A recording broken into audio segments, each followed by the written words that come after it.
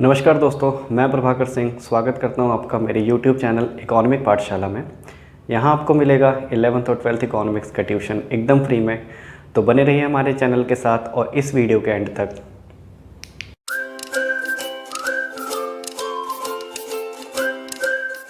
तो चलिए शुरू करते हैं। ये मेरा पहला वीडियो है।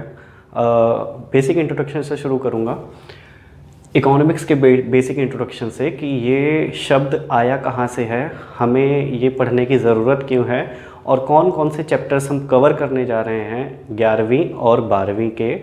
मैं सबसे पहले कौन सी वीडियोस डालूंगा, बाद में कौन सी वीडियोस डालूंगा, ये आने वाले समय में मैं बताता चलूँगा।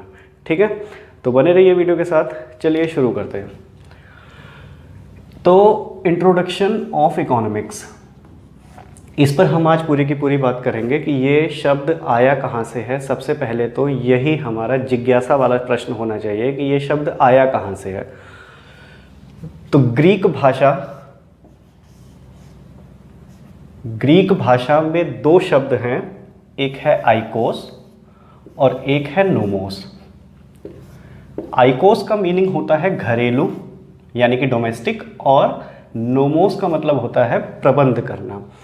तो अगर हम इन दोनों शब्दों को जोड़ दें तो जो शब्द निकल कर आएगा वो आएगा घरेलू चीज़ों का प्रबंध करना, उनका प्रबंधन करना, मैनेज करना, उनको कैसे उनको मैनेज किया जाए। तो इन दोनों को जोड़कर ग्रीक भाषा में ही शब्द बन जाता है क्या, आइकोनोमिया।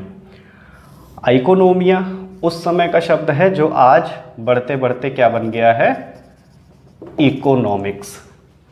ठीक है, तो ग्रीक भाषा के शब्द दो, आइकोस और नोमोस, को जोड़कर आज क्या बन गया है, इकोनॉमिक्स, जिसको हिंदी में कहते हैं अर्थशास्त्र। अच्छा, अर्थशास्त्र क्यों कहते हैं? अर्थ का मतलब हिंदी में वैसे तो मीनिंग होता है, लेकिन इकोनॉमिक्स की भाषा में ये जुड़ा होता है पैसे से, धन से जुड़ा रहता है। और अगर इन दोनों का संधि विच्छेद कर दिया जाए तो धन और शास्त्र, इन दोनों को मिलाकर क्या बन जाता है, ये धन का शास्त्र। इसीलिए हिंदी में इसका नाम है अर्थशास्त्र। तो यहीं से आपको क्लैरिटी आ गई होगी कि अर्थशास्त्र का मतलब क्या है। हमारे जो भी पैसा हमारे पास है उसको किस तरह से हम मैनेज करें कि हमारी इच्छाओं की पूर्ति हो सके। इस ज्ञान को जो जिस किताब में लिखा गया है या जो हमें ये समझाती है उसको हम कहते हैं क्या, अर्थशास्त्र। क्लियर है? तो ये तो हो गया एक पॉइंट कि ये आया कहाँ से है और इसका मीनिंग क्या है।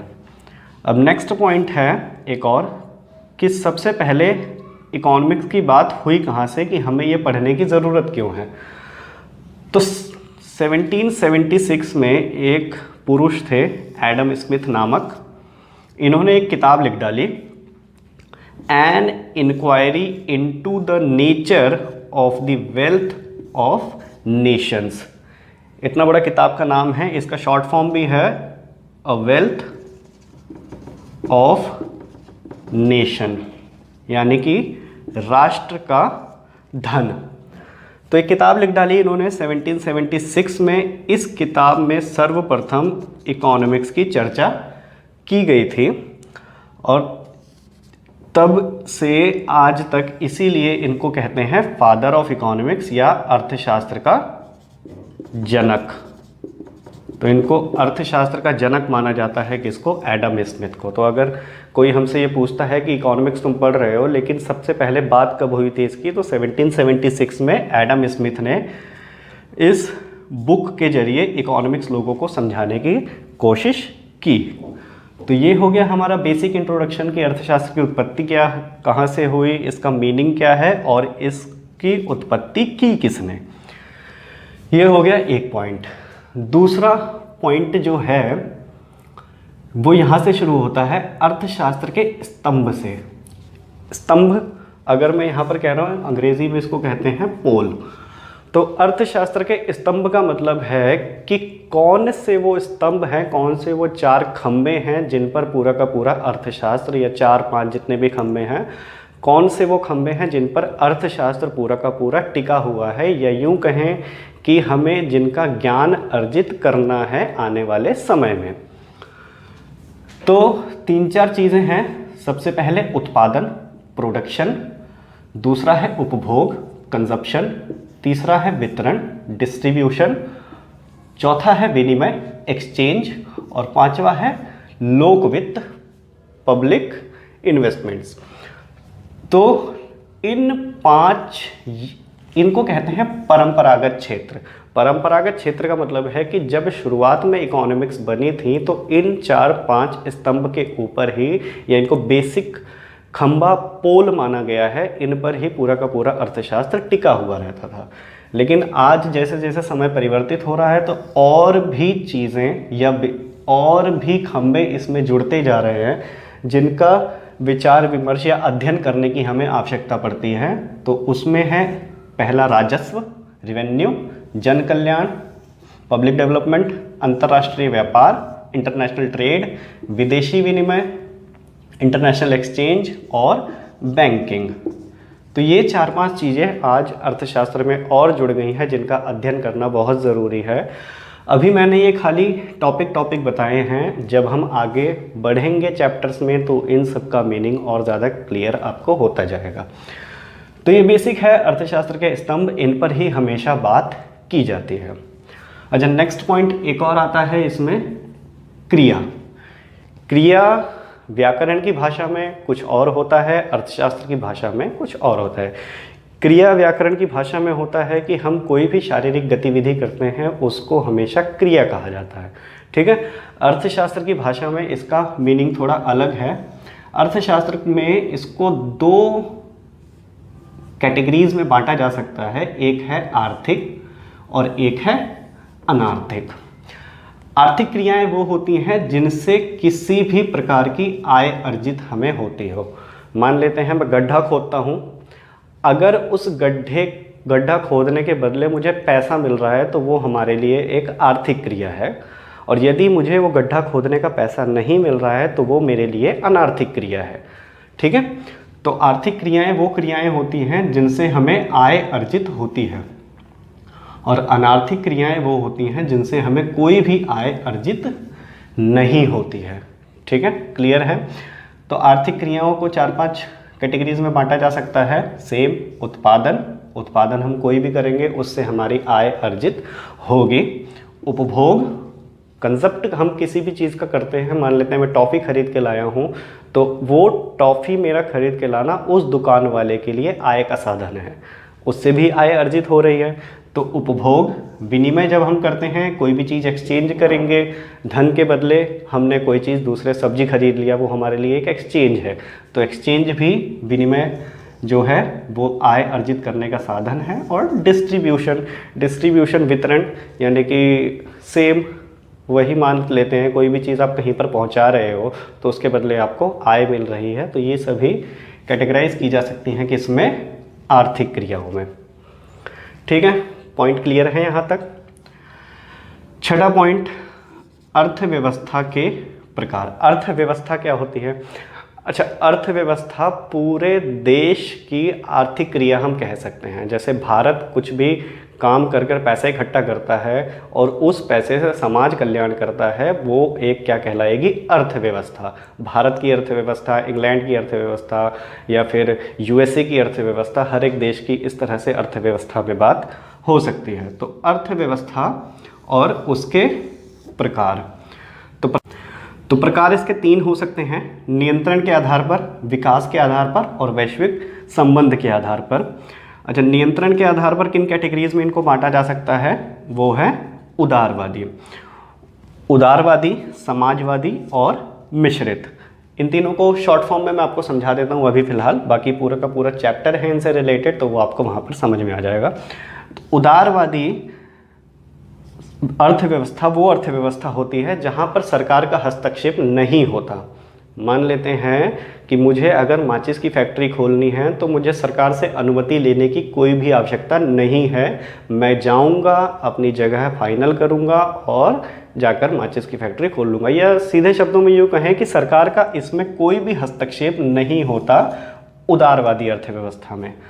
समाजवादी अर्थव्यवस्था में प्राइवेट या यूं कहें निजी क्षेत्रों का हस्तक्षेप नहीं होता। हर एक चीज़ के लिए आपको सरकार के ऊपर निर्भर रहना पड़ेगा। सेम वही उदाहरण अगर मैं दूं कि माचिस की फैक्ट्री अगर मुझे खोलनी है तो मुझे पहले सरकार से अनुमति लेनी पड़ेगी और उसके बाद ही मैं वो माचिस की फैक्ट्री लगा पाऊंगा। ये होता है समाजवादी। मिश्रित अर्थव्यवस्था इन दोनों का मिश्रण होता है। किसका? उदारवादी का और समाजवादी का। कुछ क्रियाएं निजी क्षेत्रों की होती हैं और कुछ क्रियाएं समाजवादी क्षेत्रों की होती हैं। अगर भारत की बात की जाए तो वो एक मिश्रित अर्थव्यवस्था है जहां पर निजी क्षेत्र भी है और सरकार के क्षेत्र भी हैं। ये हो गया नियंत्रण के आधार पर। विकास के आधार पर हम बात करते हैं। आपने कई बार सुना होगा विकसित अर्थव्यवस्था है, तो यूएसए एक विकसित देश है, विकसित अर्थव्यवस्था है। भारत एक अल्प विकसित या विकासशील अर्थव्यवस्था है। तो विकास के आधार पर 3 कैटेगरीज में बांटा जा सकता है इनको, विकसित, अल्प विकसित या इसको विकासशील भी कहते हैं, और अविकसित। आसान शब्द है बिल्कुल, आप समझ गए होंगे। जो अर्थव्यवस्था पूरी तरह से विकसित हो चुकी है, जिनका पूरा विकास हो चुका है, प्रति व्यक्ति आय हर एक के लिए भरपूर है, हर एक साधन हैप्पीनेस के मामले में या फिर और जितने भी सूचकांक हैं जिन पर देश को आंका जाता है उसके आधार पर सब कुछ सर्वव्यापक है, तो उसको कहते हैं विकसित अर्थव्यवस्था। जैसे नॉर्वे, यूएसए इसका बहुत अच्छा उदाहरण है। अल्प विकसित अर्थव्यवस्था जिनमें विकास अभी चल रहा है, पूरी तरह से विकसित नहीं हुए हैं, ना ही वो अविकसित हैं ना ही वो विकसित हैं, वो बीच के देश हैं। जैसे भारत, भूटान, पाकिस्तान, बांग्लादेश, ये सभी क्या हैं? विकासशील देश हैं। अविकसित देश जिनमें विकास नहीं हुआ है अभी तक, जैसे अफ्रीका के कुछ देश हैं वहाँ पर अभी तक विकास नहीं हुआ, तो उसको हम कह सकते हैं अविकसित। हालांकि ये ना के बराबर हैं, कोई भी देश इस कैटेगरी में तो नहीं आता कम से कम, तो अविकसित देश कहा जाता है उनको। वैश्विक संबंध के आधार पर, वैश्विक संबंध वो होते हैं यानी कि हमारे देश का दूसरे देश के साथ क्या संबंध है, उसको कहते हैं वैश्विक संबंध, या आसान शब्दों में विश्व के साथ संबंध। तो वैश्विक संबंध के आधार पर 2 अर्थव्यवस्थाएं हो सकती हैं, खुली अर्थव्यवस्था और बंद अर्थव्यवस्था, ओपन एंड क्लोज। खुली अर्थव्यवस्था वो होती है जिनमें आयात निर्यात होता है। आयात और निर्यात होता है यानी कि हम कोई भी अपने यहाँ से सामान दूसरे देश में भेजते हैं, दूसरे देश का सामान अपने देश में भेजते हैं, तो उसको कहते हैं क्या? खुली अर्थव्यवस्था। और एक बंद अर्थव्यवस्था होती है जहाँ पर आयात और निर्यात नहीं होता। बंद अर्थव्यवस्था वाले देश हैं 0। अभी आज के समय में एक भी देश ऐसा नहीं है जो आयात या निर्यात नहीं करता हो, सभी इंपोर्ट या फिर एक्सपोर्ट किसी न किसी चीज़ का करते हैं। यानी कि विश्व के साथ संबंध बना के रखने पड़ेंगे, तभी आप आगे जा पाओगे, ग्रो कर पाओगे एक देश के रूप में। तो 2 हो गए ये वैश्विक संबंध के आधार पर, खुली अर्थव्यवस्था और बंद अर्थव्यवस्था। अगर आप इसको उतारना चाहते हैं तो वीडियो पॉज करके आप इसको उतार सकते हैं।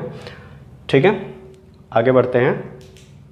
शास्त्र को कितनी कैटेगरीज में बांटा जा सकता है? तो अगर हम देखें तो किसी भी चीज़ को 2 वर्गों में बांटा जा सकता है हमेशा। एक तो व्यक्तिगत होता है और एक होता है सामाजिक। यानी कि एक तो हम केवल अपनी बात करेंगे और एक हम बात करेंगे पूरे के पूरे समूह की। आप कहीं पर रहते हैं तो या तो आप अपने जैसे आजकल कोविड के दिखाए जा रहे हैं आंकड़े, तो एक तो व्यक्तिगत हो जाता है कि हमारे घर में तो कोई भी नहीं है पॉजिटिव भैया, लेकिन अगर हम पूरे देश की बात करें, आपके मोहल्ले में बात करें, तो वहाँ पर कुछ ना कुछ लोग मिल जाएंगे। तो 2 कैटेगरीज हो सकती हैं, एक तो व्यक्तिगत और एक सामाजिक। इसी तरह से अर्थशास्त्र को भी 2 कैटेगरीज में बांटा जा सकता है। एक कहते हैं व्यष्टि हिंदी में, दूसरे को कहते हैं समष्टि अंग्रेजी में, माइक्रो और मैक्रो।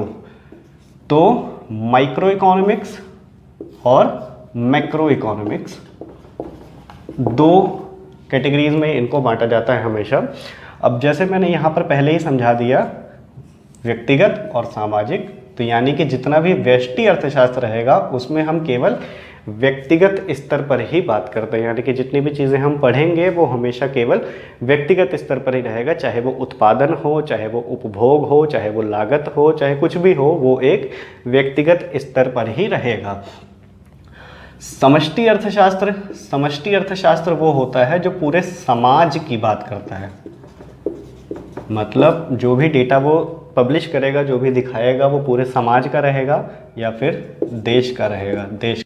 तो समष्टि अर्थशास्त्र मैंने आपको बता दिया, सामाजिक, पूरे के पूरे समाज का, नहीं तो देश के पूरी अर्थव्यवस्था की बात करते हैं, तो चाहे वो बैंकिंग हो, मुद्रा हो, राष्ट्रीय आय हो, बजट हो, भुगतान संतुलन हो देश का, इस तरह के सभी टॉपिक्स की चर्चा हम करेंगे किसमें, समष्टि अर्थशास्त्र में। तो दो कैटेगरीज में इनको बांट दिया हमने सामान्यतः अर्थशास्त्र को, व्यष्टि अर्थशास्त्र, समष्टि अर्थशास्त्र, माइक्रो इकोनॉमिक्स, मैक्रो इकोनॉमिक्स। अब हमें जो पढ़ना है बुक्स के हिसाब से ये 4 कैटेगरीज में हैं। 11th में 2 बुक हैं, 12th में 2 बुक हैं। 11th में जो 2 बुक्स हैं वो है सांख्यिकी और व्यष्टि अर्थशास्त्र।